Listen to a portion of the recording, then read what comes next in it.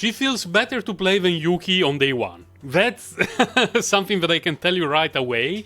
You can consider this too long didn't watch for the whole video, during which I will be talking about Chizuru. If you appreciate the too long didn't watch right off the start, click like, subscribe, share it to everyone in your family, have some kids, show it to them as well, do all the sort of good stuff so that we can get to 1 million subs, because we're getting there, slowly being the key word. Why does she feel better? Well, the synergies between her cards are more straightforward than Yuki, and there is also a lot more things that help her in the content that we currently have in the game, being her avoid the damage dealer and all the content being weak to void the damage. To go a bit more in depth into that, we need to talk a little bit about Haru first, particularly her cards. The most important card in Haru's deck is Anchor Shot, and everything that you unlock during a run makes Anchor Shot better, but you have it right away in the starting cards. The problem, and I'm doing air quotes, that both Yuki and Chizuru have, is that they do not have a card that is the center of their kit. Everything synergizes with everything else, meaning that it takes a little while to get around to a point where you actually feel strong. This one is extremely important because Cursed Shackles is essentially what activates everything, but by itself it doesn't do much. But when you have a Cursed Shackles on an enemy, and you have the other things that allow you to interact with Cursed Shackles and generate Will-o'-the-Wisps and all this sort of stuff, it starts to feel much better. So if you get Chizuru, you get to the first delete and you wipe, don't worry, she's good. She's very, very solid, but you need to unlock stuff to actually get her to work well. The core mechanic, I will talk about it a little bit more in depth, and then we go through the single epiphanies and which one I like the most. Cursed Shackles, you apply it to an enemy. Every time it gets hit, for each hit count, so not for each attack, but for each hit count, you generate a Will-o'-the-Wisp, a stack thing. When you get enough Will-o'-the-Wisps, which is 5, you generate another card we're going to see later. And when you generate multiple of those cards, they bind into a stronger version. Again, we're going to see that one later. But the reason why this is the core is that you want to apply Cursed Shackle in one way or the other to an enemy. Then each time that enemy is hit, even via multiple hits, you generate her stacks of Will-o'-the-Wisps. I'm personally a huge fan of the skill version, because it's removed from the deck, and it only comes back when you need it. So all these 3 versions are attacks, meaning that you hit an enemy, you apply Cursed Shackles, later on you draw it again. If that enemy is still alive and it still has Cursed Shackles, you have a dead card in your hand. But if you have this epiphany, you apply Cursed Shackle to a target. Until that target is dead, you no longer have Karmic Flames into the deck, which is very good. It's 1 fewer card in the deck. And then when target dies, you get Karmic Flames back in the hand, and if it's a boss fight against one dude, no worries. But if it's a multi-fight, it comes back in your hand, you apply Cursed Shackle to another enemy, right away, GG, happy life, happy wife. And this one that costs 2, a bit clunky. The attack versions are okay, especially the one that decreases the cost of the next card that you play. But again, if I had to always choose one epiphany, it would be this one by far. Like, this is an insta-pick for me. This is the second one. And as for the others, this one is still okay. This one is still okay. Now, let's go to the card that I mentioned, which is Shadow of the Moon, the card that has bind. When you have enough stacks of Will-o'-the-Wisp, which is 5, there is a counter of the top left of the screen, and you will clearly see it. You generate 1 Shadow of the Moon. If you have multiple Shadow of the Moon generated at the same time, they combine, and the number here on bind will go up, and the card will also become stronger. When it's at bind 3, it becomes a Shadow of the Moon plus. It can go up to Shadow of the Moon 5, sorry, Shadow of the Moon plus 5, which hits harder and also allows you to heal some hit points. Pretty sweet. Pretty sweet card, especially because it has retain, meaning that when you generate it, if by using it you get a good turn, you can use it right away, or you can hold it and wait until the following turn and it's still going to be there and getting stronger. We talk about that one, we talk about this one. Another very important card is Bound at Dusk. Bound at Dusk has something that looks awful, which is inhibit. You cannot gain action point at the start of the turn, outside of the, the starting ones, outside of Ravage, Mika, Forever BTFO. All those things like get extra action points if Forever BTFO. But what it does is that it makes other cards cheaper, and even the epiphanies have a kind of synergy that makes either other cards cheaper or free to cast. For example, this one on the right, the highest cost card that you have in the hand, you reduce it by 2. So if you're playing here with someone like, let's say, Yuki, who have a bunch of cards that cost 2, they cost 0. If you have one of those weird decks that have a lot of lead cards, some of which are extremely strong but a bit expensive, you can activate up to 2 for free each turn. Pretty solid. Here you activate 2 random cards of our combatants. Again, it can be great. My favorite is this one, because it's random. You reduce the cost of 2 cards in your hand. It can be questionable, because maybe it will decrease the cost of some cards that you were not really planning to play. But if you think about it, you start with 3 action points.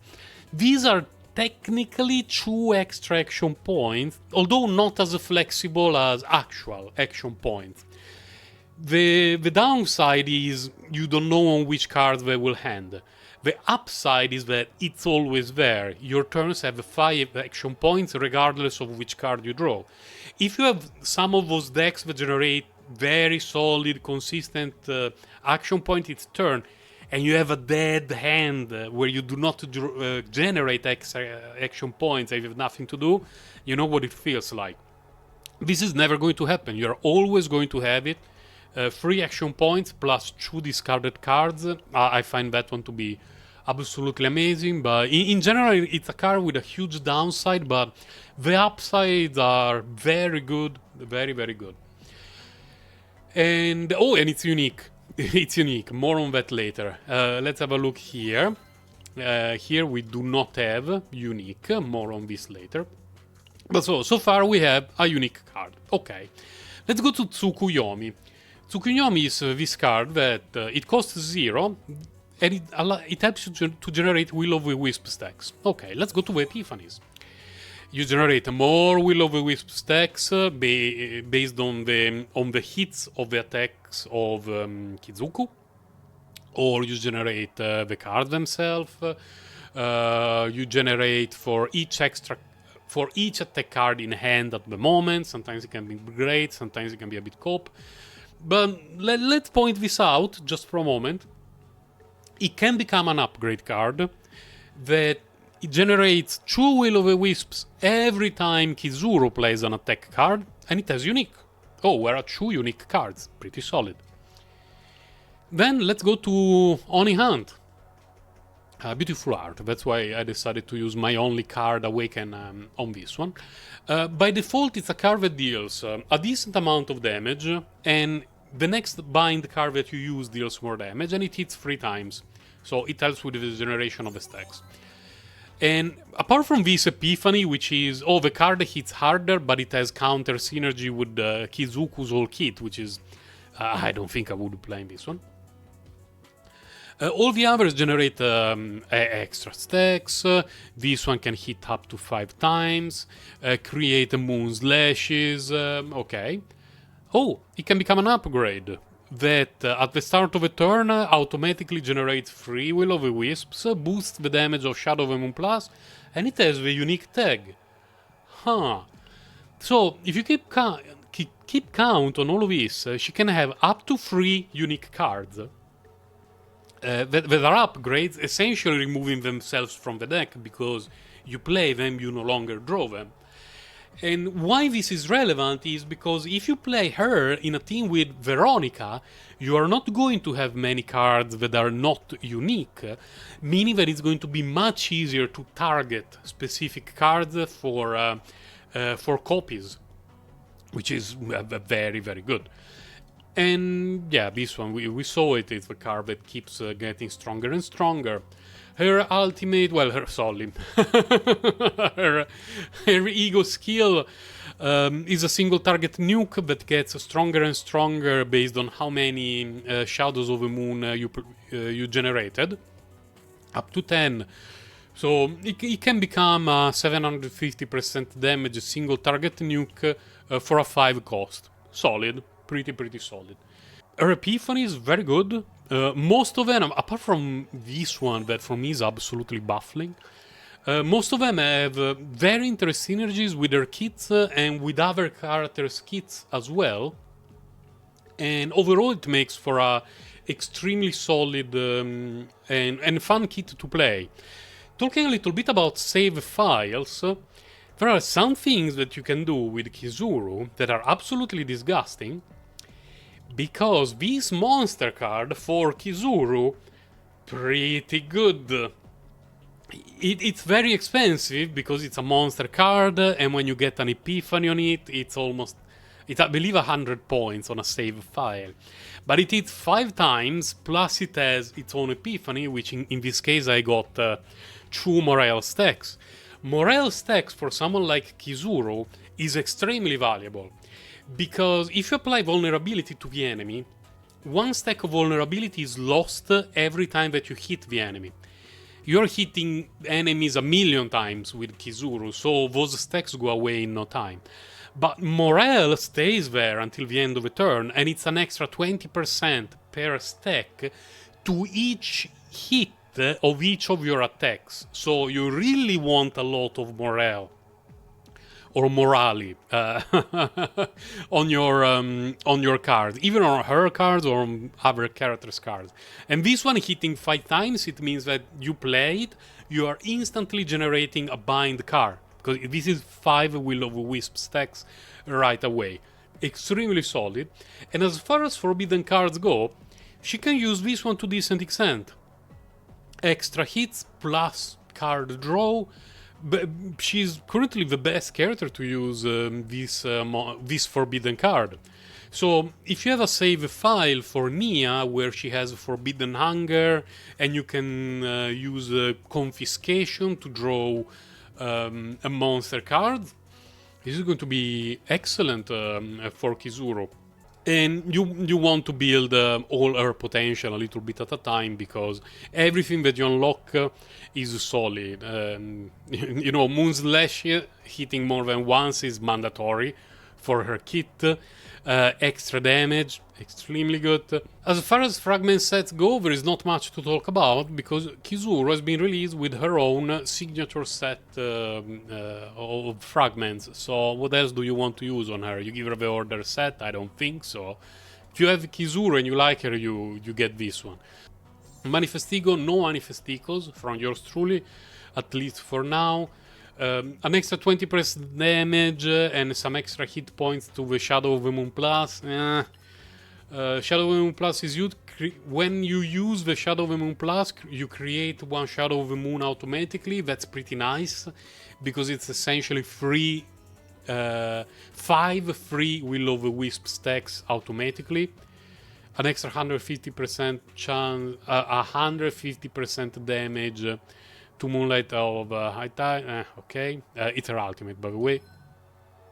When Shadow of the Moon is created, gain 1 shard, 10% damage amount of Chizuru's attack card, max 3 stacks. Very good, because she hits more than once. Increase the level, and when your shard, when the stacks go to 3, increase the hit count of Shadow of the Moon plus by 1. Very solid. Her manifestigos feel better than Yuki's, but quite significantly, especially the last one. But there is an argument to be made that if you really like the Chizuru and you want to dump some extra pulls on her early manifestigos, I would approve of that. She's a solid character. So again, as I stated at the very beginning, if you're worried about her performance, fear not.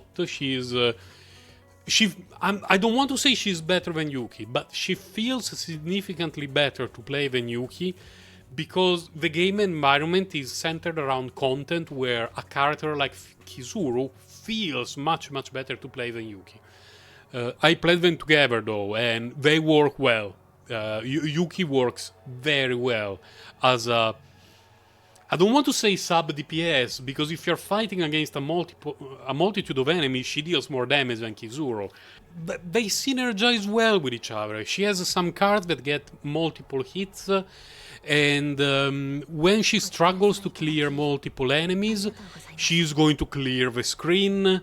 So, solid, very solid. Again, as I was mentioning earlier, you can do disgusting stuff with her Veronica in terms of save file targeting due to how many unique cards she has, but that is something that is a little bit more advanced, and I will not be worried about it for a while, because right now my main concerns are 1 and 2.